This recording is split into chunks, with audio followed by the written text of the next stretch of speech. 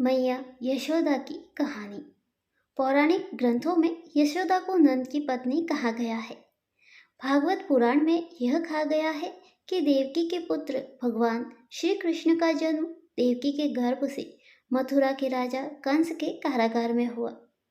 कंस से रक्षा करने के लिए जब वासुदेव जन्म के बाद आधी रात में ही उन्हें यशोदा के घर गोकुल में छोड़ आए तो उनका पालन पोषण यशोदा ने किया। भारत के प्राचीन धार्मिक ग्रंथों में बालक कृष्ण की लीलाओं के अनेक वर्णन मिलते हैं, जिनमें यशोदा को ब्रह्मांड के दर्शन, माखन चोरी और उनके आरोप में ओखल से बांध देने की घटना का सूरदास जी ने सजीव वर्णन किया है। यशोदा ने बलराम के पालन पोषण की भी महत्वपूर्ण भूमिका निभाई, जो रोहिणी के पुत्र और सुभद्रा के भाई थे। उनकी एक पुत्री का भी वर्णन मिलता है, जिनका नाम एकांगा था। वसुश्रेष्ठ, द्रोण और उनकी पत्नी धरा ने ब्रह्मा जी से यह प्रार्थना की, देव, जब हम पृथ्वी पर जन्म ले तो भगवान श्री कृष्ण में हमारी अविचल भक्ति हो। ब्रह्मा जी ने तथास्तु कहकर उन्हें वर दिया। इसी वर के प्रभाव से वज्रमंडल में सुमुख नामक गोप की पत्नी पाटला के गर्भ से धरा का जन्म यशोदा के रूप में हुआ और उनका विवाह नंद से हुआ। नंद पूर्व जन्म के द्रोण नामक वसु थे। भगवान श्री कृष्ण इन्हीं नंद यशोदा के पुत्र बने। पुत्र जन्म। श्री यशोदा जी चुपचाप शांत होकर सोई थी। रोहिणी जी की आंखें भी बंद थी। जब वसुदेव ने यशोदा की पुत्री को उठाकर कहना को यशोदा के पास सुलाया तो अचानक सुति का ग्रह अभिनव प्रकाश से भर गया। सर्वप्रथम रोहिणी माता की आँख खुली। वे जान गई कि यशोदा ने जन्म दिया है। रोहिणी जी दासियों से बोल उठी, अरे तुम सब क्या देखती हो? कोई दौड़कर नंद को सूचना दे दो। फिर क्या था, दूसरे ही क्षण सुति का घर आनंद और खुशियों के कोलाहल में डूब गया। एक नंद को सूचना देने के लिए दौड़ी, एक दाई को बुलाने के लिए गई, एक शहनाई वाले के यहाँ गई। चारों ओर आनंद का साम्राज्य छा गया।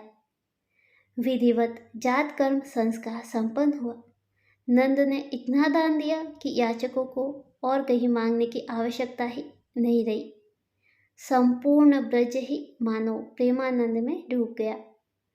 माता यशोदा बड़ी ललक से हाथ बढ़ाती है और अपने हृदय धन को उठा लेती है तथा शिशु के अधरों को खोलकर अपना स्तन उनके मुख में दे देती है। भगवान शिशु रूप में माँ की इस वात्सल्य का बड़े ही प्रेम से पान करने लगते हैं। कंस के द्वारा भेजी हुई पूतना अपने स्तनों में कालकूट विष लगाकर गोपी वेश में यशोदा नंदन श्री कृष्ण को मारने के लिए आई। उसने अपना स्तन श्री कृष्ण के मुख में दे दिया। श्री कृष्ण दूध के साथ उसके प्राणों को भी पी गए। शरीर छोड़ते समय श्री कृष्ण को लेकर पूतना मथुरा की ओर दौड़ी।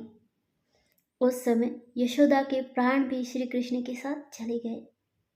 उसके जीवन में चेतना का संसार तब हुआ जब गोप सुंदरियों ने श्री कृष्ण को लाकर उनकी गोद में डाल दिया। संकटासुर का अंत। यशोदा नंदन श्री कृष्ण क्रमशः बढ़ने लगे।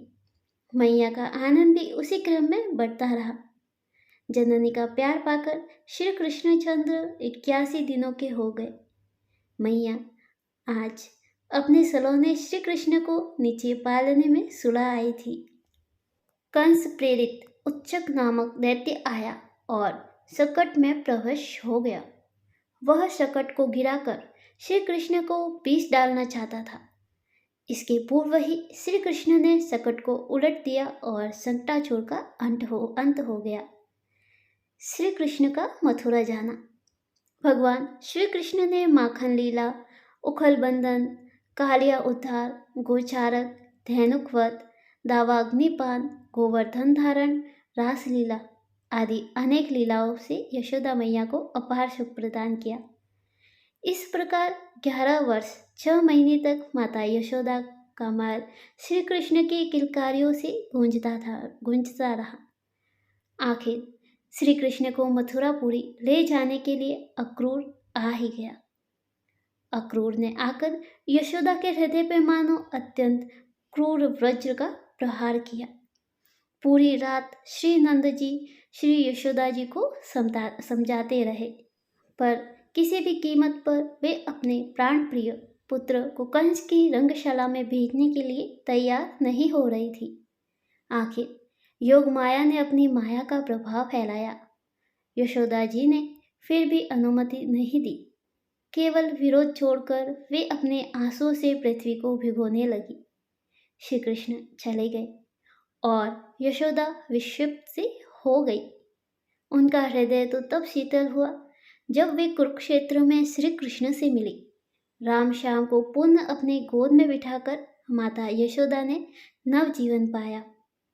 अपनी लीला समेटने से पहले ही भगवान ने माता यशोदा को गोलोक भेज दिया। जय मैया यशोदा की, जय श्री कृष्ण।